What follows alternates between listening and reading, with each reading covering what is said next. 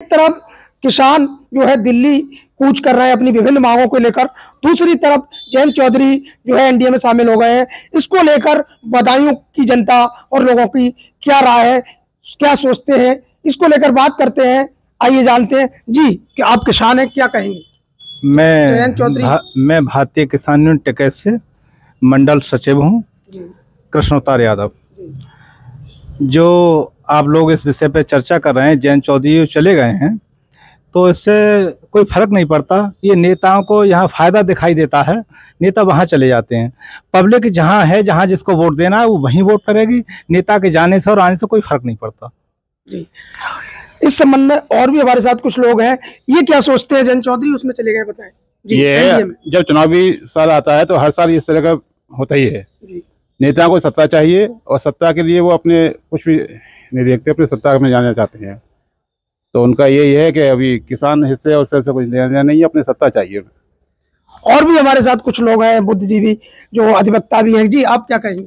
Jayant Chaudhary NDA में गए, उन्होंने बहुत अच्छा कदम उठाया है किसानों के हित में, जनता के हित में, क्योंकि वर्तमान सरकार पूर्व से जो पिछले 10 वर्षों से चल रही है और आगामी आने की भी उम्मीद ज़्यादा है, वो देश को विकास की ओर ले जा रहे हैं।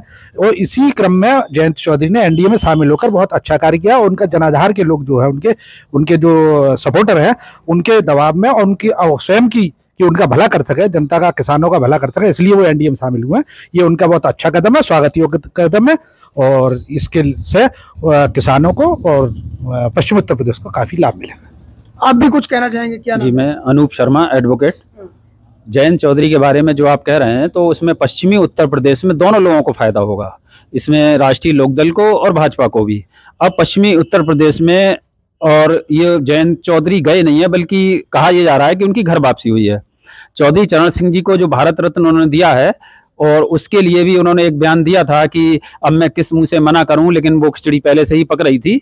और पश्चिमी उत्तर प्रदेश में अब एनडीए का जनाधार बढ़ जाएगा जी। आप कुछ कहेंगे जी। नेताओं का जो है वो तो आना जाना लगा रहता है, वो तो पार्टी इलेक्शन के टाइम पे जो है पार्टियां चेंज करते रहते हैं।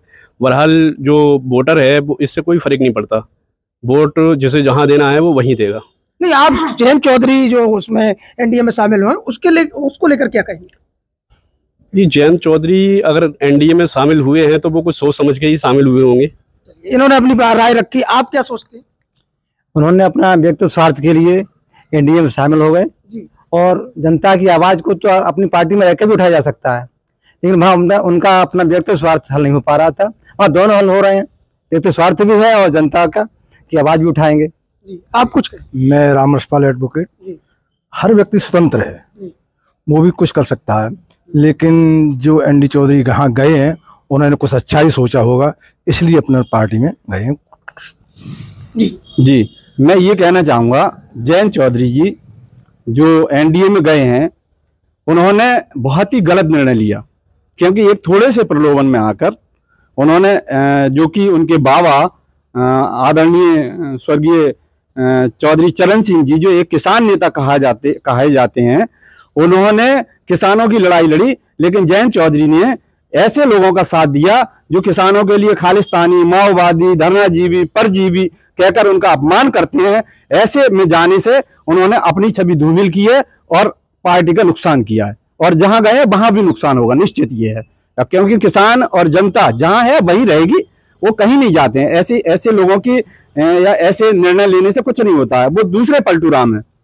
तो ये थे हमारे साथ बदायूं की जनता, और क्या सोचती है जयंत चौधरी के जाने पर, क्या विचार थे इन्होंने अपने साथ रखे।